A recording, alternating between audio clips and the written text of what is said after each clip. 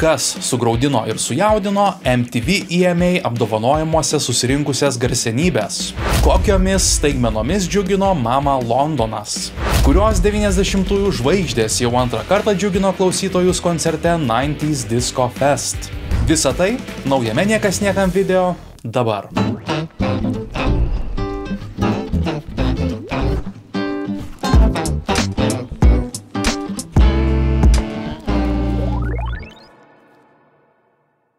Lapkričio 10-ąją Mančesteryje nuaidėjo MTV Europos muzikos apdovanojimai, į kuriuos susirinko ryškiausios žvaigždės.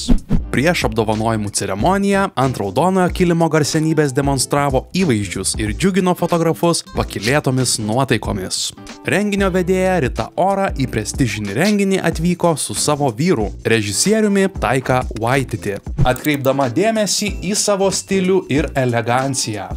30-oji ceremonija, į kurią paprastai susirenka didžiausi pasaulio muzikos vardai, surengta naujoje miesto Co-op Live arenoje. Tokie apdovanojimai Britanijoje rengiami jau 7 kartą. Vesdama šou, Rita Ora daugelį nustebino jautria kalba apie prieš beveik mėnesį mirusi grupės One Direction narį Liamą Payne'ą. 33 metų dainininkė itin susijaudino sakydama, kad miręs scenos bendražygis buvo vienas maloniausių žmonių, kuriuos pažinojo. Po šių žodžių ji pristatė trumpą vaizdo įrašą, kuriame buvo rodomos Payne'o nuotraukos ir One Direction dainos Night Changes ištrauka. Ji bičiuliui atidavė pagarbą pasipuošusi tamsiu kostiumu ir tai buvo jaudinanti akimirka, kuri išsiskyrė iš optimistinio likusios ceremonijos tono. Tačiau be jautrios kalbos, didžiausias dėmesys šių metų renginyje skirtas scenos divai Taylor Swift. 10 iš 11 daugiausiai nominacijų pelniusių atlikėjų yra moterys, o tarp jų triumfavo mega žvaigždė Taylor Swift. Amerikietė, kurios šiuo metu vykstantis koncertinis turas Eras yra pelningiausias istorijoje, šiemet išleidusi 11-ąjį albumą The Tortured Poets Department, nominuota 7 kategorijose. Už dainą Fortnite ji pelnė pagrindinį geriausios atlikėjos, geriausio JAV pasirodymo, geriausio gyvo garso pasirodymo ir geriausio vaizdo klipo apdovanojimus. Geriausio atlikėjo kategorijoje ji varžėsi su Beyoncé, Billie Eilish, reperiu Post Malone ir britų žvaigžde Raya. Visgi apdovanojimų Taylor Swift į sceną atsiimti neatvyko. Šią savaitę ji ruošiasi Kanadoje tęsti paskutinį savo turo Eras etapą. Vaizdo įraše, sakydama padėkos kalbą, ji teigė: "Liūdžiu, kad šį vakarą negaliu būti su jumis, bet labai dėkoju už šiuos nuostabius apdovanojimus. Tai, kad pagerbėte turą ir viską, kas šiais metais įvyko su albumu, vaizdo klipu, tiesiog neįtikėtina. Geriausiai praleidau laiką šią vasarą keliaudama po Europą, todėl tiesiog nuostabu, kad jūs tai padarėte." Kalbėjo atlikėja.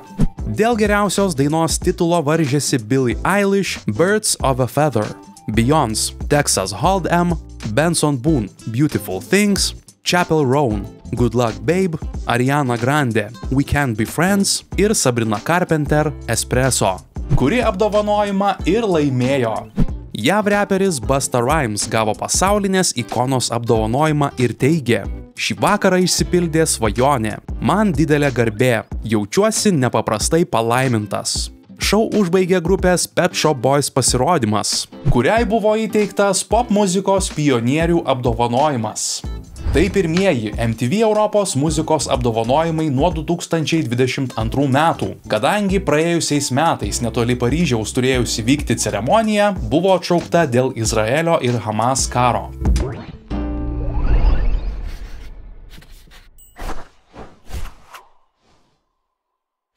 Lapkričio 16-osios vakarą Londonas griaudėjo nuo lietuviškų dainų. Čia Indigo at the O2 salėje vyko ilgai lauktas Mama Londonas renginys.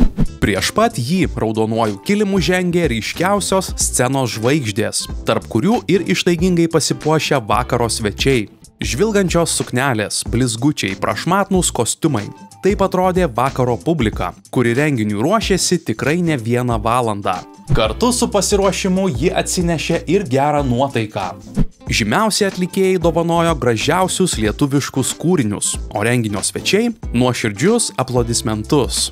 Didžiojoje Britanijoje vykusį renginį pristatė dainininkė, renginių vedėja Nijolė Pareigytė Rukaitienė.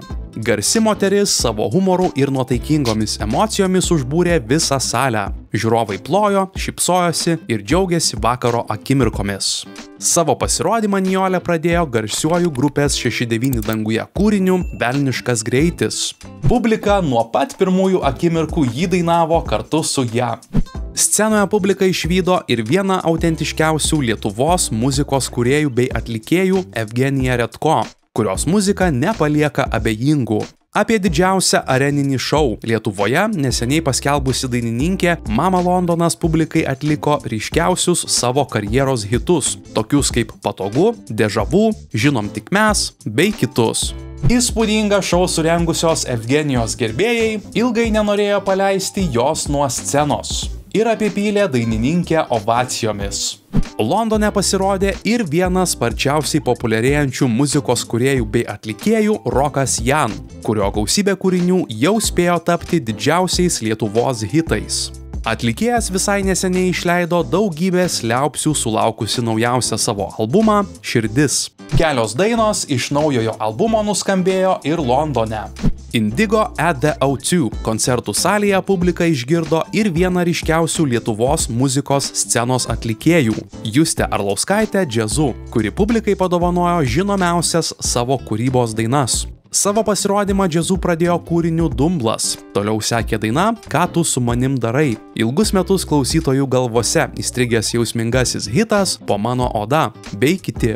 Arena pasileido šokti tada, kai Džiazu ant scenos atliko savo kūrinį Vasara, o štai Nijolė Pareigytė Rukaitienė negalėjo atsistebėti savo scenos kolegės vokaliniais gabumais. Jeigu aš mokėčiau taip dainuoti, būčiau žvaigždė. Juokėsi moteris. Tardamas trumpą sveikinimo žodį Mama asociacijos pirmininkas ir siela Martynas Tyla dėkojo susirinkusiai publikai. Atlikėjai, kurie atvyksta pas jūs, yra be galo nustebę, nes čia publika yra kitokia. Kitokia, tai reiškia, kad jūs esate geresni nei kiti. Atsiminkite, nėra geros muzikos arba blogos muzikos. Ji jums tiesiog arba patinka, arba ne. O mes čia atvežame viską, kas jums tikrai patinka. Mama misija tokia ir yra – pristatyti lietuvišką muziką visur. Kalbėjo jis. Renginio svečiams Tyla pažėrė ir staigmenų. 2 žmonės iš salės jis apdovanojo išskirtiniu kvietimu į Mama apdovanojimus. Laimingieji jau sausio 24-ąją turės galimybę sudalyvauti iškilmingoje Raudonojo kilimo ceremonijoje Kaune, Žalgirio arenoje. Ir ten mėgautis ryškiausių lietuviškos muzikos žvaigždžių pasirodymais. Išdalijus dovanas, vakarėlis tęsėsi toliau. Indigo at the O2 salėje publika išgirdo 30 metų scenoje mininčią grupę Lemon Joy, kurios lyderis Igoris Kofas paruošė ryškiausių savo karjeros kūrinių programą. Vakarą vainikavo į sceną dar kartą sugrįžusi Nijolė Pareigytė Rukaitienė, o grupės 69 danguje hitai 9 danguj ir Gyvenu abejingų tikrai nebepaliko. Mama Londonas – kasmetinis renginys Didžiojoje Britanijoje, kuriame kiekvienais metais pasirodo geriausi Lietuvos atlikėjai ir grupės.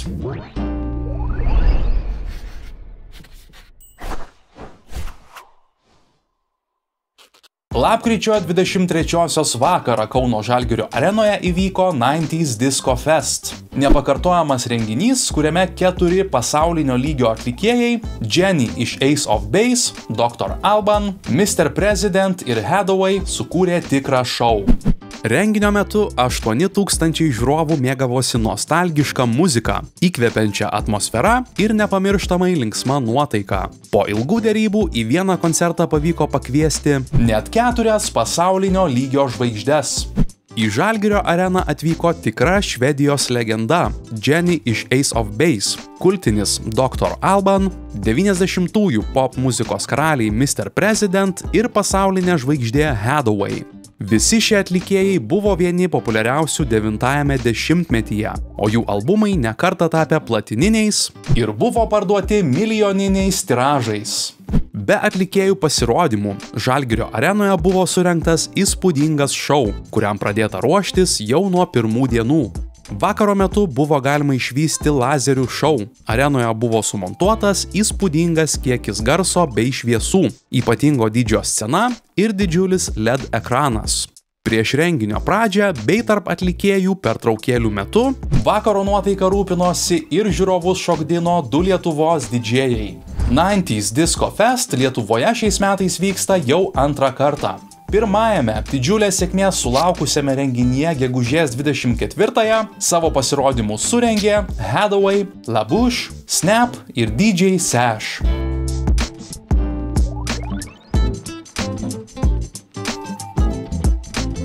Šiandien naujienų tiek, pasimatysime po 2 savaičių. Nepamirškite paspausti patinka, užsiprenumeruoti kanalą ir pasidalinti video su kitais. Iki!